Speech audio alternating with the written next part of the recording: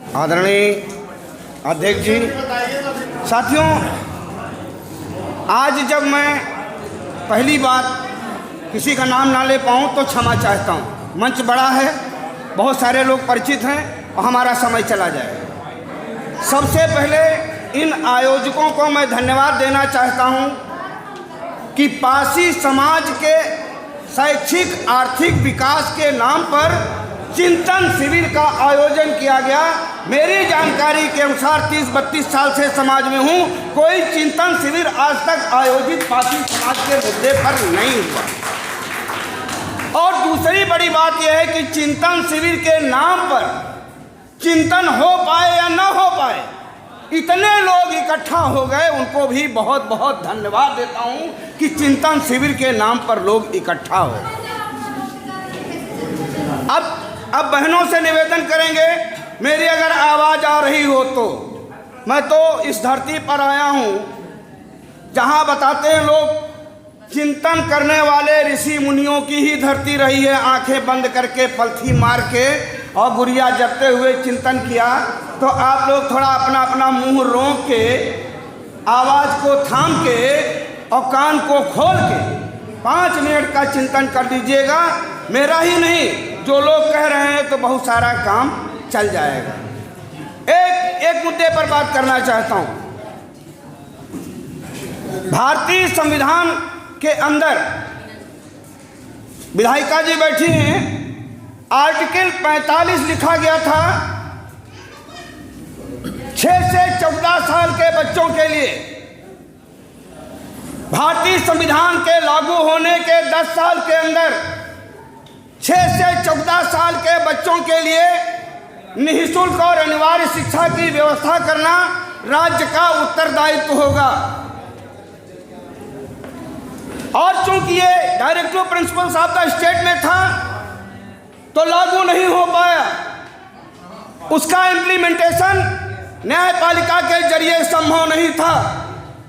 लेकिन आपको याद होना चाहिए कि जब ये आर्टिकल जोड़ा गया था तो संविधान सभा में तमाम लोगों के पेटों में पीड़ा हुई थी। इस संविधान सभा में symbol of knowledge Bharat Ratna बाबा साहब डॉक्टर अम्बेडकर ने संविधान सभा के एक आदमी को जवाब दिया था। कहा था कि संविधान लागू होने के 10 साल के अंदर अगर आप हर बच्चे के लिए फ्री और कंपलसरी एजुकेशन की व्यवस्था नहीं करोगे तो देश में अलगाववाद, उग्रवाद, आतंकवाद को आप रोक नहीं पाओगे, हर बच्चे को, और लोकतंत्र को मजबूत नहीं कर पाओगे। लोकतंत्र को मजबूत करना है तो हर बच्चे को लिए अनिवार्य शिक्षा की व्यवस्था होनी ही चाहिए। उसके बाद राइट ऑफ एजुकेशन आया। आपको गौर करना पड़ेगा। बहुत सारे लोग, वकील लोग हैं, पॉलिटिशियंस लोग हैं। कमिश्नर साहब, आपने कहा तो मैं आता हूं, कभी भी मौका मिलता है तो 2 मिनट का, तो 2 मिनट में भी अपनी बात कहीं ना कुछ करके जाता हूं। भारतीय संविधान के अनुच्छेद 28 में लिखा है, गौर करिएगा, कि कोई भी शैक्षिक संस्थान जो सरकार, भाई साहब शुभ हो सकता है, विद्वान हो, सुन लीजिए। भारतीय संविधान के अनुच्छेद 28 में लिखा है कि कोई भी शैक्षिक संस्थान जो राज्य सरकार के वित्तीय संसाधनों से पोषित है या उसको कोई भी सहायता मिलती है, उस शिक्षण संस्थान में कोई भी धार्मिक शिक्षा नहीं दी जाएगी। गौर करिए कमिश्नर साहब, पढ़ लीजिएगा सब लोग आर्टिकल 28। किसी भी शैक्षिक संस्थान में जो सरकार के द्वारा वित्त पोषित है उसमें कोई भी धार्मिक शिक्षा नहीं दी जाएगी। लेकिन सारा काम चल रहा है। इसका सॉल्यूशन क्या है?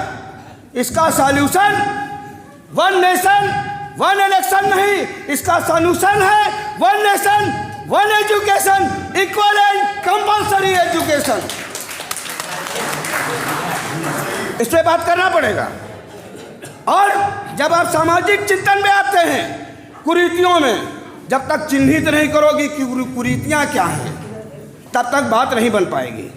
और दहेज रहित कन्या, दहेज रहित विवाह पे 2 बातें करेंगे। बात अपना समय मुझे भूल जाऊँ तो याद करा देना भैया। टाइम हो रहा है, लेकिन बस एक सब्जेक्ट पे बोलना था। आपको जो दहेज रहित शादियां करना है, फार्मूले दे देता हूं। तो उसके लिए बार बार लोग कहते हैं शिक्षित हो तब हो जाएगा, नहीं हो पाएगा। पढ़े लिखे लोग ही सबसे ज्यादा दहेज मांगते हैं, दहेज लेते हैं और दहेज देते हैं। इसका सॉल्यूशन ये है कि समाज के प्रतिष्ठित लोग जिस दिन दहेज रहित शादियां लेना शुरू कर देंगे, समाज के लोग उसकी नकल उतारेंगे और दहेज रहित शादियां शुरू कर देंगे। अब दूसरा एक बहुत बड़ा अहम मुद्दा है, कह के बात खत्म कर रहा हूं मित्रों। एक सामाजिक कुरीति है मृत्यु भोज। किसी के घर में कोई मरा है, चाहे बीमारी से मरा है, चाहे नेचुरल डेथ हुई है, चाहे एक्सीडेंट से मरा है, और उसके बाद उसके यहाँ ये दबाव बनाना कि मृत्यु भोज करिए, नहीं तो आपका हुक्का पानी बंद। ये बंद होना चाहिए। ये अनिवार्य जो परंपरा है इसको ख़त्म करना चाहिए। पासी समाज के लोगों को संकल्प लेना चाहिए कि ये परंपरा अनिवार्य नहीं बल्कि ऐच्छिक होना चाहिए। जिसकी मर्जी हो करे और जिसकी मर्जी हो ना करे, क्योंकि ये जरूरी नहीं है। मित्रों, इस चिंतन शिविर में इतनी बात किया हमने, आपने सुना, इसके लिए बहुत बहुत धन्यवाद। फिर मौका मिलेगा, फिर बात करेंगे। जय भीम, जय पासी समाज।